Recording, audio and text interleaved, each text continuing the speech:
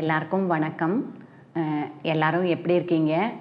ரொம்ப நீண்ட நாள் கழித்து சந்திக்கிற மாதிரி இருக்குது. ஏன் அப்படின்னா, நான் வந்து ஒரு வட இந்திய சுற்றுலா வந்து சென்றிருந்தேன். நாங்கள் வந்து நிறைய ஸ்டேட்டை வந்து விசிட் பண்ணோம்.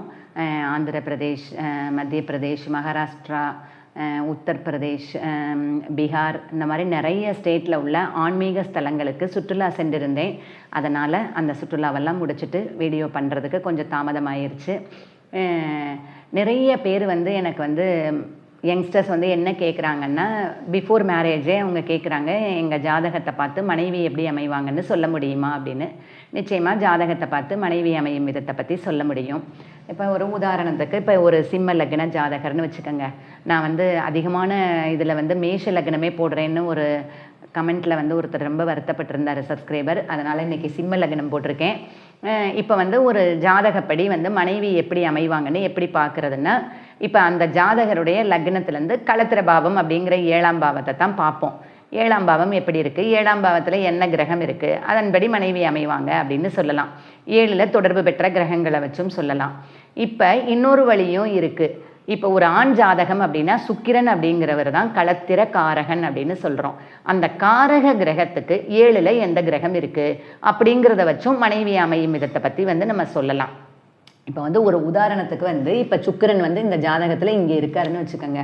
அப்போ இந்த தனுசு வீட்டில் எந்த கிரகம் இருக்குது அப்படின்னு பார்த்து அவங்களுக்கு மனைவி அமையும் விதத்தை சொல்லலாம். இப்போ இந்த தனுசு வீட்டில் வந்து இப்போ குரு பகவான் அமைஞ்சிருந்தாருன்னா அவங்களுக்கு நல்ல ஒரு மதிப்பிற்கும் மரியாதைக்கும் ஒரு கௌரவமான மனைவி அமைவாங்க அப்படின்னு சொல்லலாம். இந்த மாதிரி லக்னத்துக்கு 7ஆம் பாவத்தை வச்சும் சொல்லலாம். சுக்கிரனுக்கு 7ல் அமர்வு பெற்ற கிரகத்தை வச்சும் மனைவி அமையும் விதத்தை பற்றி சொல்லலாம். நாடி ஜோதிடத்தில் வந்து எப்படி சொல்கிறாங்க அப்படின்னா, சுக்கிரனுடன் இணைந்த கிரகங்களை வச்சு பலன் எடுக்கிறாங்க. இப்போ சுக்கிரனுடன் சூரிய பகவான் இணைந்திருந்தால் மனைவி வந்து நல்ல ஒரு நிர்வாக திறமை, ஒரு நல்ல ஒரு அட்மினிஸ்ட்ரேட்டிவ் பவர் உள்ளவங்களாக அமைவாங்க அப்படின்னு எடுத்துக்கலாம். சுக்கிரனோட இப்போ சந்திரன் இருந்தாங்கன்னா அவங்க கொஞ்சம் எல்லாரோடையும் இணக்கமாக போவாங்க, கொஞ்சம் குழப்பமான மனநிலை உடையவங்க அப்படின்னு எடுத்துக்கலாம்.